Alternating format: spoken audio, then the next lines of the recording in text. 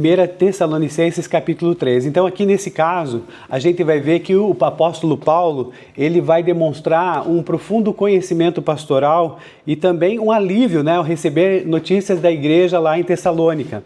O capítulo então é marcado por um tom de afeto e também preocupação com a perseverança ali dos cristãos diante dessas perseguições. Começa falando de Timóteo, O Timóteo é o companheiro fiel de Paulo, aquela pessoa que está ali, vamos dizer assim, pau para toda obra, e também para ajudar, está sempre à disposição. Isso é o que a gente precisa ter entre nós, certo? Pessoas que estão sempre dispostas a fazer o melhor e em prol do outro. Isso é muito bom porque o evangelho se expande, nós nos fortalecemos e a gente vai seguindo firme. De qualquer maneira é o seguinte, o Paulo, ele estava ali incapaz de visitar os Tessalonicenses ali naquele momento devido a certos impedimentos. Nós vamos ver isso aí, fica tranquilo que você já vai saber certinho essa questão desse impedimento, por que Paulo não foi lá para Tessalônica. Então, Paulo decide ficar sozinho, aqui no caso ele está em Atenas, e envia Timóteo de volta a Tessalônica. E o objetivo lá de que Timóteo fosse para lá, o primeiro deles era de fortalecer e exortar os irmãos na fé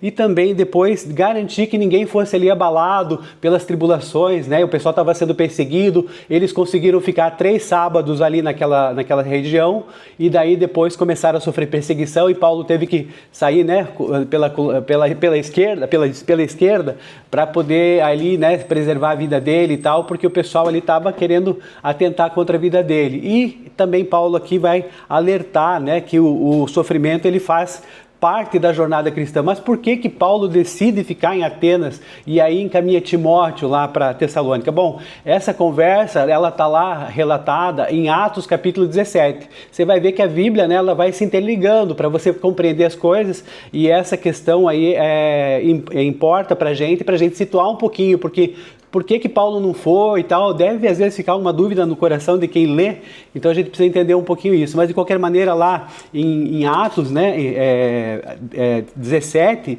e aqui também em 2 Tessalonicenses, um pouquinho antes, no capítulo 2, versículos 17 a 18, a gente vai ver essa questão da oposição satânica, essa questão do impedimento espiritual, quer dizer, essa questão que vem, essa opressão muitas vezes que nós sentimos também aqui no nosso caminhar. Então Paulo também sentiu isso, olha lá no 17, que é um pouquinho antes de onde a gente começou a ler hoje, no capítulo 2.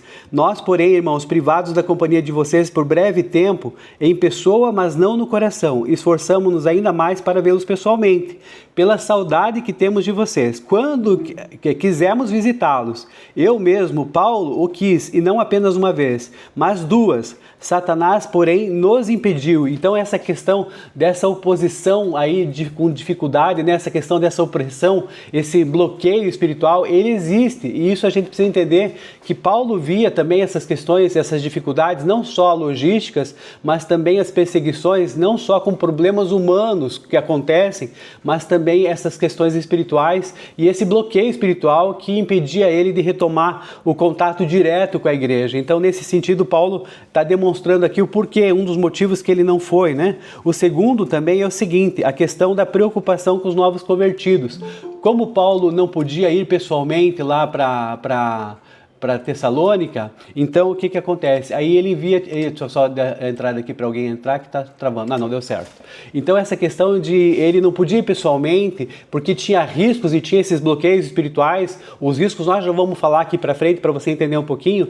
Paulo também se sentiu angustiado, ele não podia mais suportar, ele vai falar desse medo em que o tentador, que a irmã leu aqui no versículo 4, no versículo 5 ali, o tentador, não podendo mais suportar aquela questão do tentador, que ele tivesse aproveitado essas aflições para desviar os tessalonicenses da fé. E aí nesse tempo de carnaval a gente tem que dizer o seguinte, olha a preocupação do pastoral aí, gente, E começar a bater aí como se fosse a questão do carnaval, só para a gente poder situar isso, E até, de certa maneira, colocar aqui uma metáfora para entender essa preocupação, dessa questão dessa caminhada que tem que estar sempre o pastor preocupado ali, como se fosse aquela questão do samba enredo, se está tudo certinho ou não, propício para essa época. Só para dar esse exemplo, fiz questão de fazer dessa maneira, para você entender que Paulo estava preocupado com esse pessoal.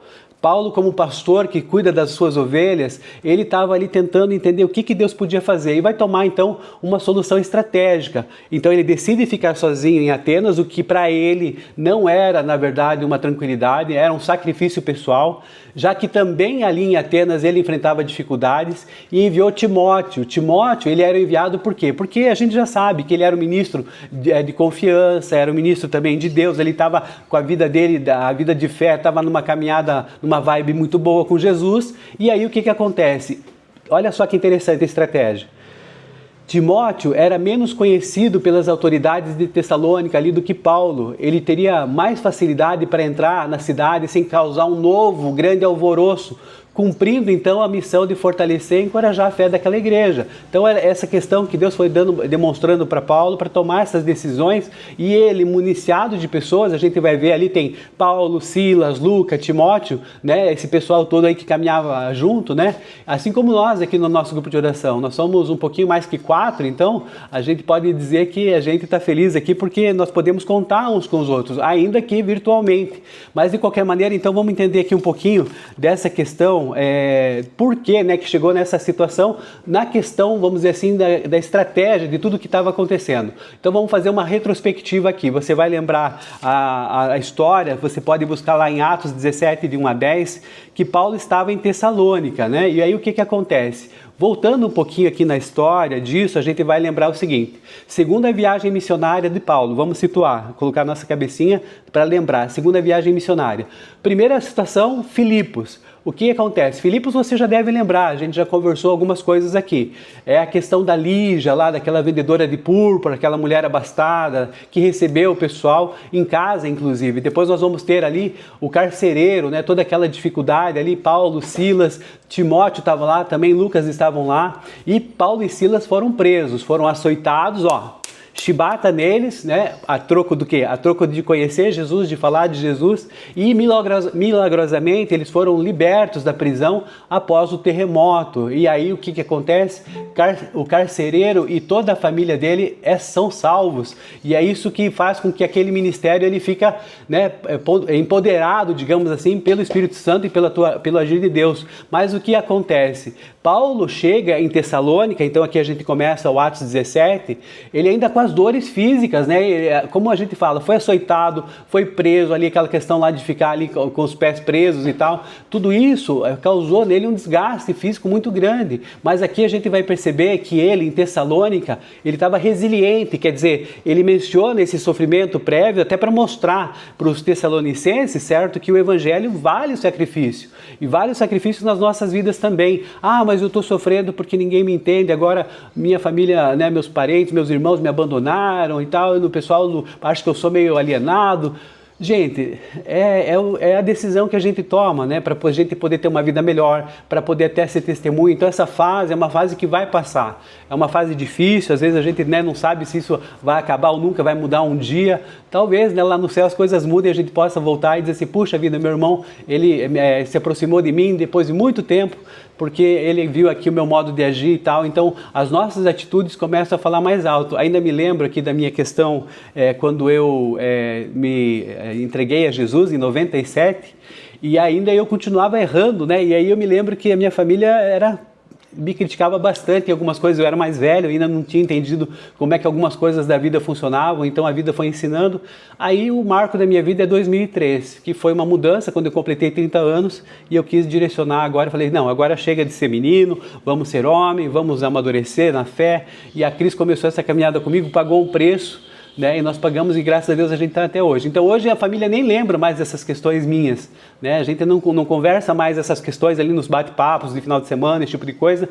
Talvez, né, isso tenha sido superado com todas as nossas atitudes aqui que Deus tem nos mostrado. Agora o pessoal está dando ok, é isso mesmo que a gente precisa fazer, né? Mostrar isso com atitudes, transportar a nossa fé por uma questão prática de honrar pai e mãe, de perdoar irmão mesmo quando não, né, não tem nada que a gente dê força força para a gente a não ser Jesus, também de pedir perdão muitas vezes pelas vezes as palavras equivocadas que a gente fala, de buscar o irmão que às vezes não quer saber da gente, a gente ainda vai e bate lá e vai tentar buscar ele para trazer ele para perto da gente. Então essas questões todas é que a gente precisa entender. De qualquer maneira, o evangelho vale o sacrifício, é isso que eu estou querendo dizer. Bom, mas aí de qualquer maneira Paulo saiu de Filipos, foi para Tessalônica, essa história que nós estamos contando para você compreender essa história aqui que a gente está colocando para você se situar na questão geográfica. Depois o que acontece? Aí Paulo prega ali por 3 semanas, ali está ele, Paulo, Silas, Timóteo, e aí o que acontece? A igreja nasce forte, mas a inveja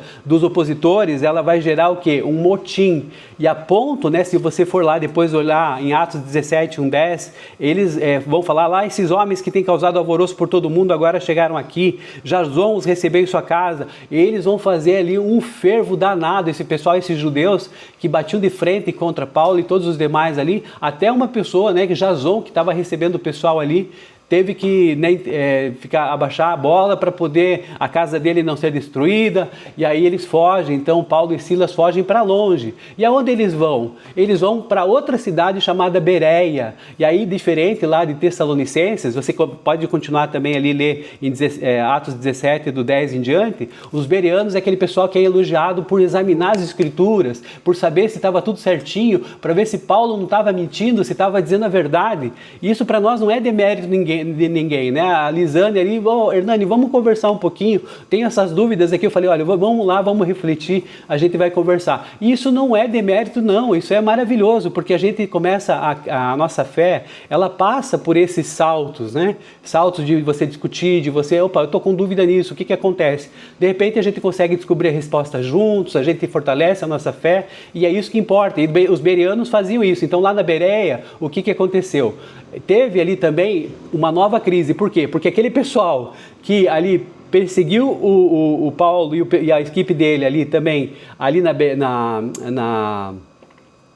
deixa eu só lembrar aqui da Tessalônica, né, que é o que a gente está falando, eles vieram de Filipos, foram para Tessalônica, também perseguiram eles em Bereia. Daí o que acontece? Eles viajaram ali, cerca mais ou menos, pra você ter uma ideia, 80 quilômetros, só para causar problemas novamente ali para o Paulo. Daí o que acontece?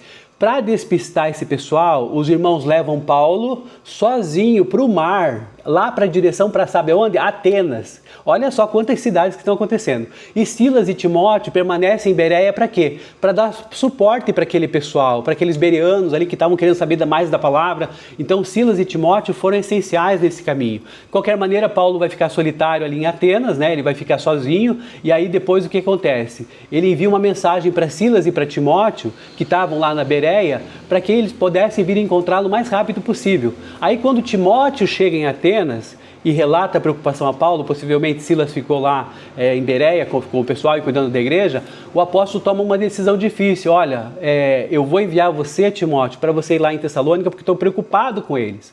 Por que não foi Silas e sim Timóteo? Porque possivelmente Timóteo era jovem e ele era menos visado pelas autoridades. Então assim, o Silas, ele era um líder e cidadão romano, que poderia ter ainda mais dificuldade da questão lá, você é romano, você está endeusando Jesus Cristo e não o imperador, então o que está acontecendo? Podia dar um BO mais complicado naquela situação. E também porque Silas, como nós lembramos aqui também, Silas estava junto com Paulo lá em Filipos, então se Silas voltasse para Tessalônica novamente, ali aquela situação, esse pessoal que estava perseguindo Paulo e esse pessoal todo, ficaria numa situação muito difícil. Então, estrategicamente, né, agora a gente compreende aqui o porquê que Paulo, além de ser uma pessoa que tinha uma fé inabalável, também era estratégico.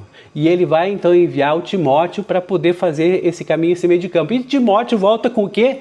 Volta com o relatório final, que é isso que a gente está vendo aqui, que a gente, na nossa leitura, né, quando ele fala muito bem as boas notícias trazidas por Timóteo, a partir do versículo 6 ali. Então, o que acontece?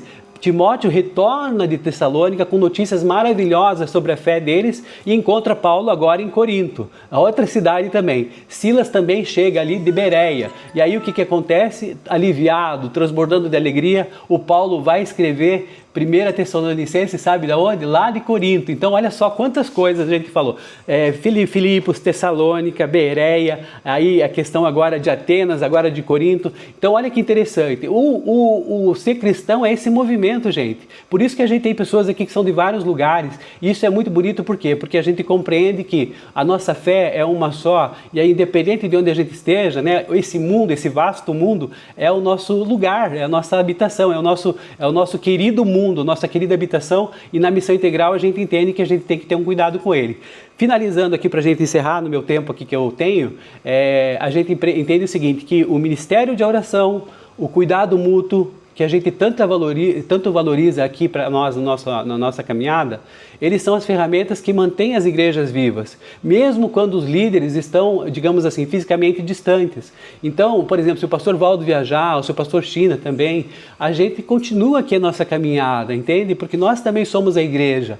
E nesse momento, por mais que eles estejam fisicamente distantes, com o coração e com a mente a gente está junto e está unido na mesma fé. Então essa caminhada importante aqui de 1 Tessalonicenses 3, ela é bem interessante para essa sistemática. Então assim, não deixe de estar com a gente, não deixe de ter comunhão conosco, e mesmo com as dificuldades que a gente vai ver depois, o importante é a gente manter a comunhão e a união entre nós. Amém, irmãos? Então era o que eu queria falar hoje sobre 1 Tessalonicenses 3. Espero que você tenha sido edificado com essa fala aqui, que a gente possa seguir firme agora para a nossa caminhada de oração.